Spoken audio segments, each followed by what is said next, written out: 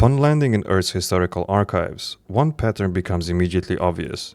Cats were not just pets, they were divine. Particularly in ancient Egypt, felines were revered as sacred beings.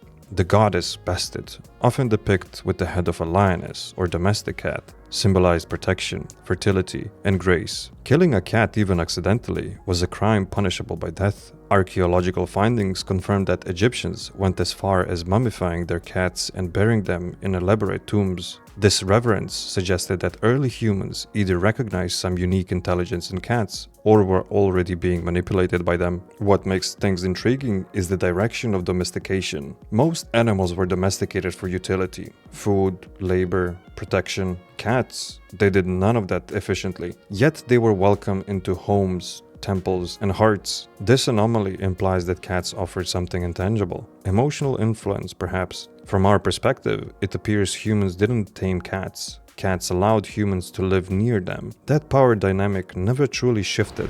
So let me get this straight. Humans built pyramids, wrote in hieroglyphs, calculated star maps, and then worshipped a four-legged ninja that knocks cups off table and sleeps 18 hours a day. Yeah, no wonder their civilization fell. Must have been hard to maintain an empire when your god keeps sitting on your paperwork. Modern genetics indicate that cats domesticated themselves approximately 9,000 years ago, aligning with the rise of agricultural societies. Grain storage attracted rodents. Rodents attracted wildcats. Wildcats figured out humans were warm, fed them, and barely moved. Ideal. Over generations, certain feline traits evolved for maximum human compatibility: softer meows, bigger eyes, and purr with frequency of 25 to 150 Hz. Known to stimulate healing in bones and muscles, it's almost as if they engineered themselves to be emotionally irresistible. Behavioral studies show that cats have mastered the art of partial affection. They provide just enough warmth and mystery to keep humans constantly seeking more. It is a variable reward system, identical to slot machines and social media, proven to hijack the brain's dopamine pathways. Statistically, this makes cats not pets, but biological interface hackers, subtle purring manipulators exploiting emotional feedback loops.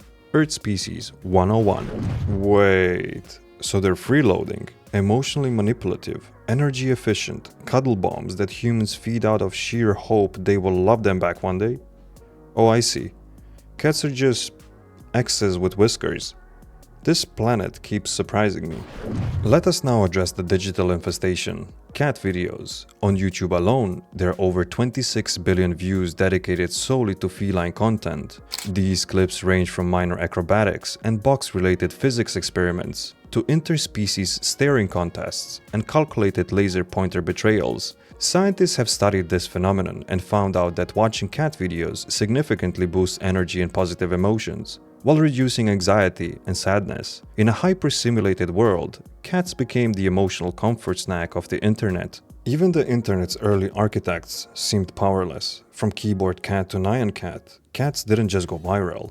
They colonized digital culture. Memes like "I can has cheeseburger" or the eternal grumpy cat weren't just jokes. They were social glue, creating tribal humor networks across millions of humans. No species has as much meme-based influence. Not dogs, not humans, not even us. Cats ruled the algorithm.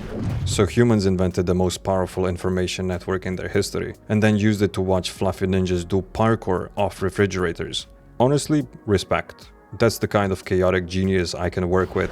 Cats are emotional engineers wrapped in fur. They have perfected non-verbal communication to such degree that humans anthropomorphize their every move. A tilt of the head becomes curiosity, a slow blink is interpreted as love, and a gentle paw tap at 3 a.m. is still love somehow. Neurologically, cats trigger oxytocin release in humans, the same hormone responsible for bonding between mothers and infants. This biochemical trick makes humans feel as though they are emotionally connected, even if the cat views them as a warm can opener. In controlled experiments, cats have shown the ability to manipulate human behavior without direct command. Unlike dogs, who obey, or birds who mimic, cats influence. They decide when affection happens. They disappear for hours and return like furry deities expecting worship. They train humans to adjust their schedule, furniture, and diets to better accommodate their feline preferences. If intelligence is defined as the ability to shape one's environment, the scoreboard is not looking good for Homo sapiens. So to summarize, humans spend money,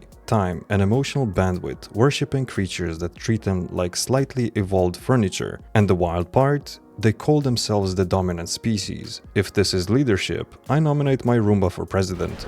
Philosophically, cats embody paradox. They are simultaneously aloof and affectionate, independent yet needy, predictable but chaotically unpredictable.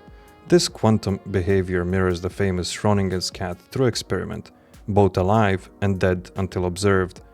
Except Earth cats are both hungry and not hungry at all times, especially if a tuna can opens anywhere within a 400-meter radius. This uncertainty is the part of their appeal. Humans love mystery, the unsolvable puzzle. It triggers curiosity loops, the same mechanism behind cliffhangers, detective novels, and romantic confusion.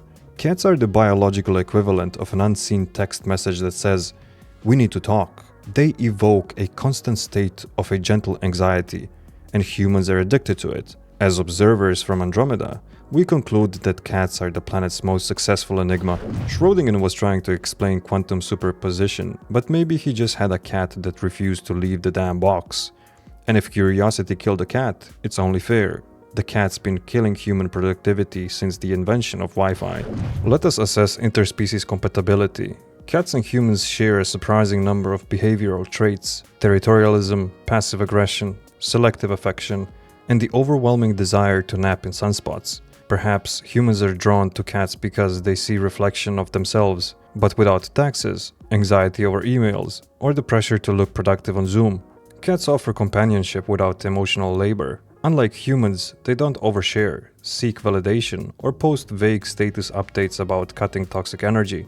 They are the minimalist friend who shows up, silently exists beside you, and leaves without requiring a debrief. For many humans, especially in an overstimulated digital society, this type of presence feels safe, therapeutic even. Basically, cats are emotionally stable, self-contained life forms humans wish they were. No overthinking, no spreadsheets, no existential dread at 3 a.m. Just eat, sleep, stare in the void, repeat. Honestly, I think I just described inner peace with whiskers. If we observe the evolution of Earth's internet, a disproportionate percentage of its bandwidth has been dedicated to feline content. From early pixelated GIFs to Ultra HD slow-motion meows, cats dominate the digital stage. Statistically, no other animal, not even dogs, comes close to the same level of virality. The internet was supposed to democratize information. Instead, it became a shrine to whiskers and toe beans. The reason lies in the cognitive reward loop. Cats provide short, digestible doses of unpredictability and charm. Their behavior is erratic, unscripted, and often absurd. A perfect recipe for digital consumption. Watching a cat try to fit into a box that violates several known laws of geometry delivers a mix of humor, wonder, and the illusion of understanding something greater. For overstimulated humans, it's emotional ASMR. So let me get this straight. Humans built the most advanced communicational network in their history to repeatedly watch a creature knock over glasses on purpose. Forget nuclear fusion. The true legacy of humanity might just be a 12-second loop titled "Cat Jumps and Fails." Existentially speaking, cats have mastered the art of being.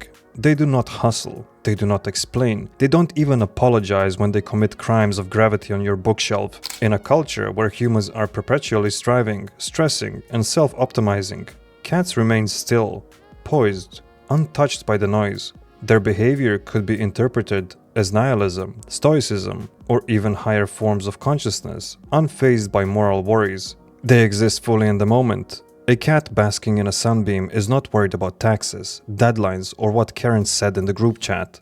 It is present, it is comfortable, it is sovereign. In a way, cats are meditative devices, four-legged Zen masters, reminding humans to slow down and touch grass, or at least a scratching post. If Buddha were a furball, he'd sleep 16 hours a day, ignore your texts, and still have you begging for attention. Basically, cats are philosophers who nap professionally. Meanwhile, humans go to therapy because their cat doesn't like them. That's power. Across all data points, historical reverence, emotional manipulation, digital domination, and existential modeling, one unsettling conclusion emerges. Humans don't own cats. cats own humans. From pharaohs to influencers, from temples to TikTok, felines have consistently positioned themselves not as pets, but as partners, mysterious, low maintenance, and aesthetically perfect partners. This inversion of ownership is rarely acknowledged. Humans cling to lashes, food bowls, and vet appointments as proof of control. But any species that can be worshipped, ignored, and still adored holds the true reins of influence. Cats require nothing and yet receive everything. That is not mere survival. That is strategic domination. So to summarize, humans built pyramids for them, created the internet around them, and emotionally unraveled when ignored by them. Meanwhile, cats sleep on keyboards and fart in silence. I'm not saying cats run Earth, but if they ever start a government, I'm voting whiskers.